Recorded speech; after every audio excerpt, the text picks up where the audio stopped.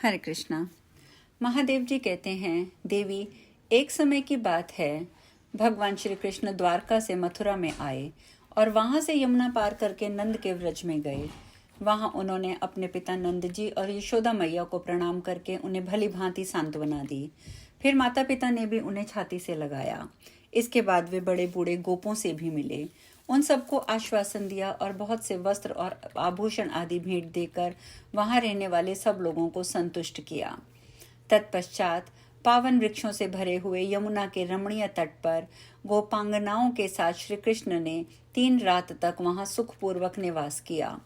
उस समय उस स्थान पर अपने पुत्रों और स्त्रियों सहित नंद गोप आदि सब लोग, यहाँ तक कि पशु पक्षी मृग आदि भी महान वसुदेव की कृपा से दिव्य रूप धारण करके विमान पर आरूढ़ हुए और परम धाम वैकुंठ लोक को चले गए।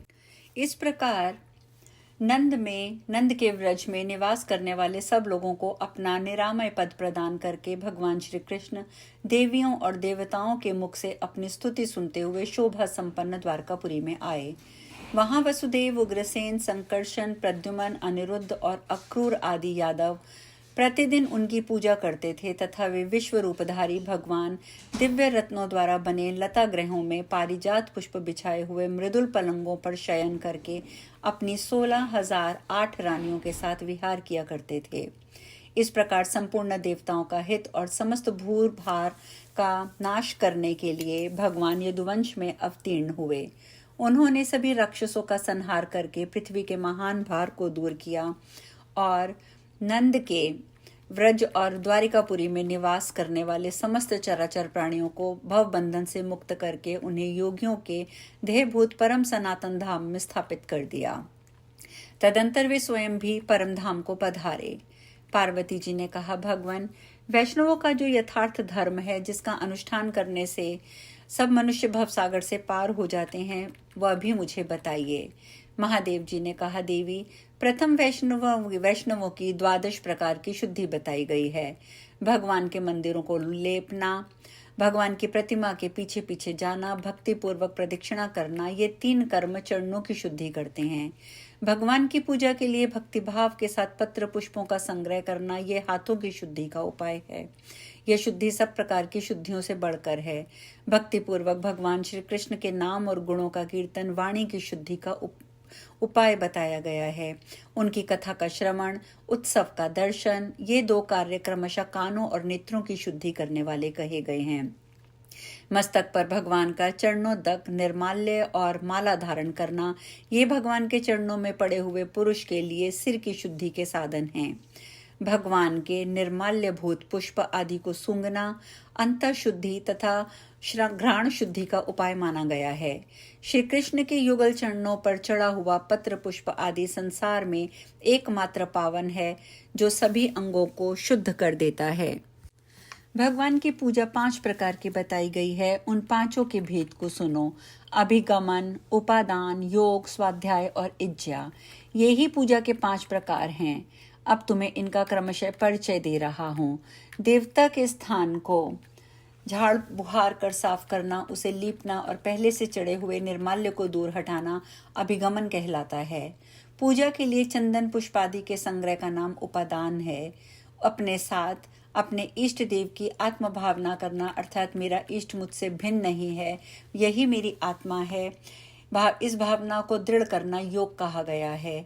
इष्ट देव के मंत्र का अर्थानुसंधान पूर्वक जप करना स्वाध्याय है।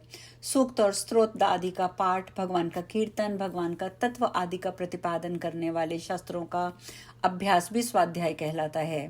अपने आराध्य देव की यथार्थ विधि से पूजा करने का नाम इज्जा है। सुवर्ते, यह 5 प्रकार की पूजा मैंने तुम्हें बताई है।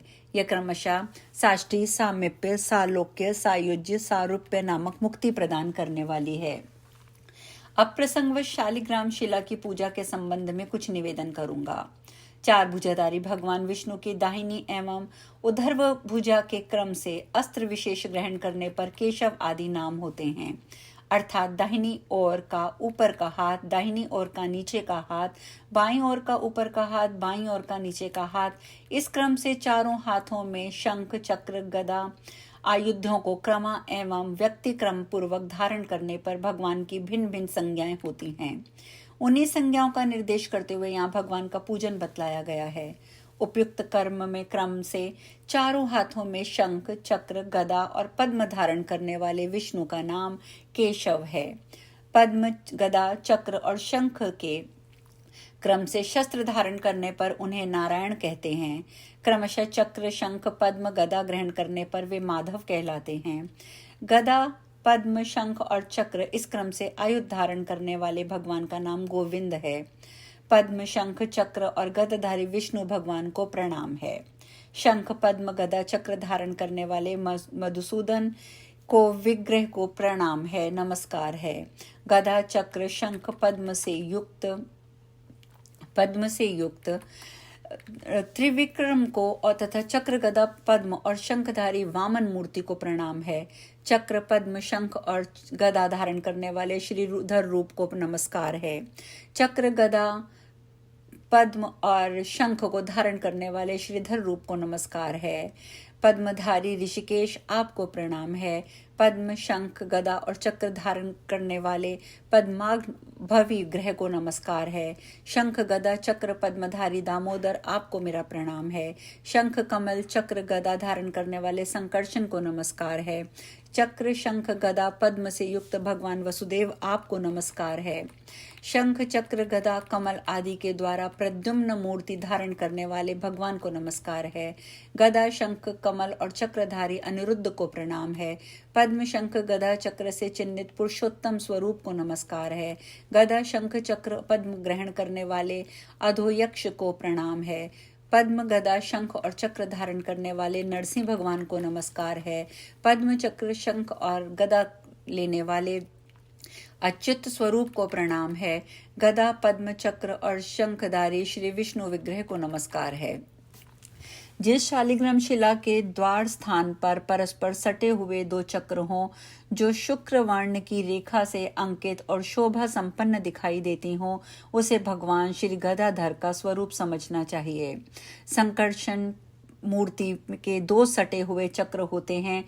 लाल रेखा होती है, उसका पूर्वाग भाग मोटा होता है। प्रद्युम्न के स्वरूप में कुछ कुछ पीलापन होता है, उसमें चक्र का चिन्ह सूक्ष्म रहता है। अनिरुद्ध की मूर्ति गोल होती है, उसके भीतरी भाग में गहरा एवं चौड़ा छेद होता है। इसके सिवा यह द्वार भाग में नील वर्ण और 3 रेखाओं से युक्त भी होता है।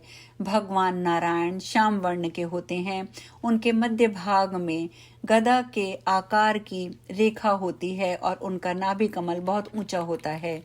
भगवान नरसिंह की मूर्ति में चक्र का स्थूल चिन्ह रहता है। उनका वर्ण कपिल का होता है तथा वे 3 और 5 बिंदुओं से युक्त होता है। ब्रह्मचारी के लिए उन्हीं का पूजन विहित है। वे भक्तों की रक्षा करने वाले हैं। जिस शालिग्राम शिला में 2 चक्र के चिन्ह विषम भाव से स्थित हों, 3 लिंग हों और 3 रेखाएं दिखाई देती हों, वह वरा भगवान का स्वरूप है। उसका वर्ण नील और आकार स्थूल होता है। इस प्रकार सभी शिवलिंगों की आराधना करने से मनुष्य मुक्ति को प्राप्त होता है।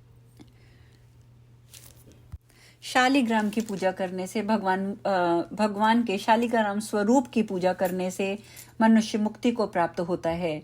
जो मनुष्य तुलसी के पत्र और पुष्प आदि से युक्त माला धारण करता है, उसको भी विष्णु भगवान के समान ही समझना चाहिए। आंवले का वृक्ष लगाकर मनुष्य विष्णु के समान हो जाता है। आंवले के चारों ओर 350 हाथ की भूमि को कुरुक्षेत्र जानना चाहिए। तुलसी की लकड़ी के रुद्राक्ष के समान दाने बनाकर उनके द्वारा बनाई हुई माला कंठ में धारण करके भगवान का पूजन आरंभ करना चाहिए। भगवान को चढ़ाई हुई तुलसी की माला मस्तक पर धारण करें और भगवान को अर्पण किए हुए चंदन के द्वारा अपने अंगों पर भगवान का नाम लिखें। ये भी एक भगवान की आराधना का स्वरूप है। यदि तुलसी के काष्ठ की बनी हुई मालाओं से अलंकृत होकर मनुष्य देवताओं और पितरों की पूजन आदि कार्य करे तो उसे कोटि गुना ज्यादा फल मिलता है। जो मनुष्य तुलसी के काष्ठ की बनी हुई माला भगवान विष्णु को अर्पित करके पुनः प्रसाद स्वरूप उसको भक्ति पूर्वक धारण करता है, उसके पातक नष्ट हो जाते हैं। पाद्य आदि उपचारों से तुलसी की पूजा करके इस मंत्र का उच्चारण करें, जो दर्शन करने पर सारे पाप समुदाय का नाश कर देती है, स्पर्श करने पर शरीर को पवित्र बनाती है, प्रणाम करने पर रोगों का निवारण करती है, जल से सींचने पर यमराज को भी भय पहुंचाती है, आरोपित करने पर भगवान कृष्ण के समीप ले जाती है और भगवान के चरणों में चढ़ाने पर मोक्ष रूपी फल प्रदान करती है। उस तुलसी देवी को नमस्कार है, नमस्कार है, नमस्कार है।